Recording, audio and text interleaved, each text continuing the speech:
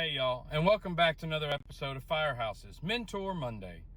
So this week, we're going to have a message to all the firefighters out there, the driver operators, the company officers, district chiefs, battalion chiefs.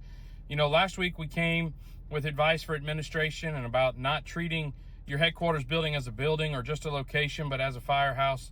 And this week I want to hit something for the rest of the fire department. And, you know, I think that there's a perception out there that admin should fight for everything that the firefighters need. And, you know, and I think we need to take that word and just turn it into support. Because one thing that I do think that we think should happen on the lower levels of the fire department is that the higher levels of the fire department, the fire chief, the command staff, so on and so forth, should go and die on every single hill that comes their way.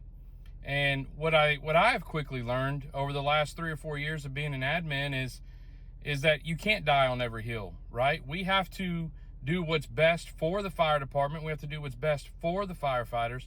And then we have to do what meets the expectations of our boss, right? And I think that's one thing that we can all come to agreement on, is that we all have bosses and that we all have expectations up from our bosses and that we have to meet those expectations each time.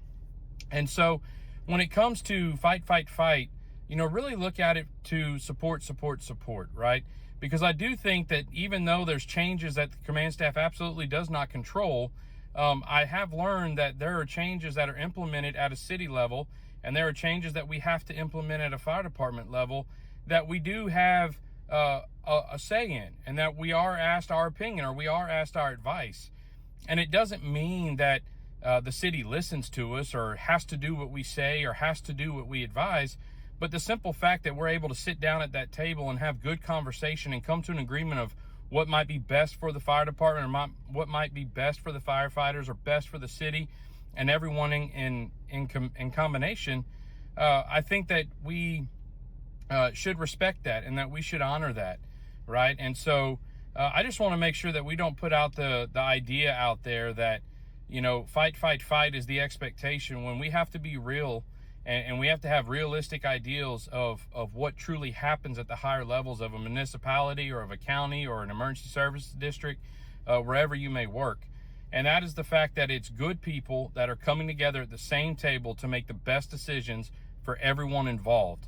From those who work the streets and the drainage to those who work the streets as the fire department and the police department, it's getting those higher levels together, having good conversation, and making the best decision for all involved.